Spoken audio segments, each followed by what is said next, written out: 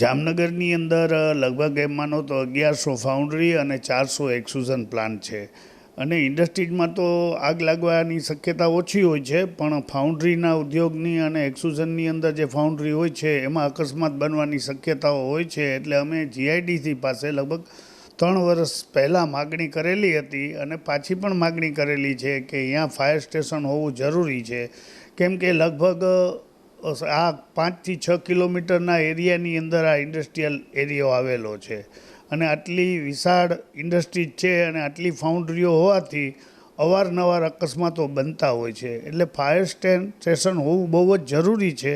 એટલે અમે જીઆઈડીસી પાસે આની માગણી કરેલી છે અને દુર્ઘટનાઓને ટાળવા માટે અને જાનહાનિ ટાળવા માટે આ બહુ જ જરૂરી છે.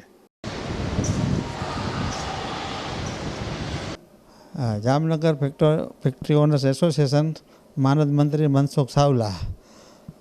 આજ રોજ જે રાજકોટમાં દુર્ઘટના બની એને અનુસંધાને અમે અહીંયા નાના મોટા વધુ પડતા નાના કારખાના છે, મોટા પણ છે, એવા લગભગ 3 થી 4,000 બ્રાસના યુનિટ છે, તેમજ 1000 થી 1200 ફાઉન્ડરી છે. એ પણ નાની મોટી દરેક ફાઉન્ડરીમાં 5 થી 6 માણસ કામ કરતા હોય, કારખાનામાં 8 થી 10 માણસ કામ કરતા હોય. આવી પરિસ્થિતિમાં ક્યારેક ફાઉન્ડરીમાં જે ઇમ્પોર્ટેડ સ્ક્રેપ આવે છે એની અંદર કોઈ એવી આઈટમ આવી જાય કે જે પેક હોય એકદમ ચારે બાજુથી અને અંદર પોલી હોય તો એમાં બ્લાસ્ટ થવાનો કંઈક ભય રહે છે. ને બ્લાસ્ટ થવાને કારણે ક્યારેક ભઠ્ઠીમાં આગ લાગે કે મોટું નુકસાની થાય કે માણસોને તકલીફ થાય, તો એ બધું ન થાય એના માટે જો ઉદ્યોગનગરમાં એક ફાયર સ્ટેશન સ્થાપી દેવામાં આવે તો તાત્કાલિક ધોરણે અમે એને બોલાવી અને એ વસ્તુનો નિકાલ કરી શકીએ. જો કે અમારી 3 વર્ષથી આ માંગણી છે જ અને કાગળ પણ લખેલ છે, પણ હજી સુધી એના અંગે કોઈ મ્યુનિસિપાલિટી તરફથી વિચારણા કરવામાં આવી નથી એવું અમને ચોક્કસપણે લાગે છે.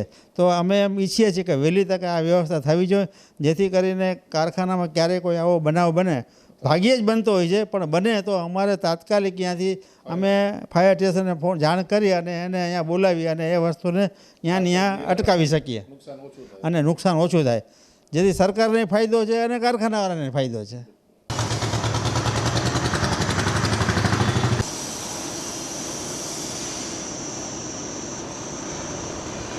હું SG Rana, regional manager GIDC Jamnagar. JMC દ્વારા ફાયર સ્ટેશન ફાળવવા માટે હાલ જ ઓનલાઈન એપ્લિકેશન કરવામાં આવેલ છે, જે હાલ જ અમારા લોગિનમાં આવેલ છે. એની ઓનલાઈન એપ્લિકેશન અમે વડી કચેરીએ સાદર કરીશું અને એ પ્રમાણે જે મંજૂરી મળશે તે મુજબ પ્લોટ ફાળવવા માટેની આગળની કાર્યવાહી અમારા સ્થળેથી આગળ કરવામાં આવશે.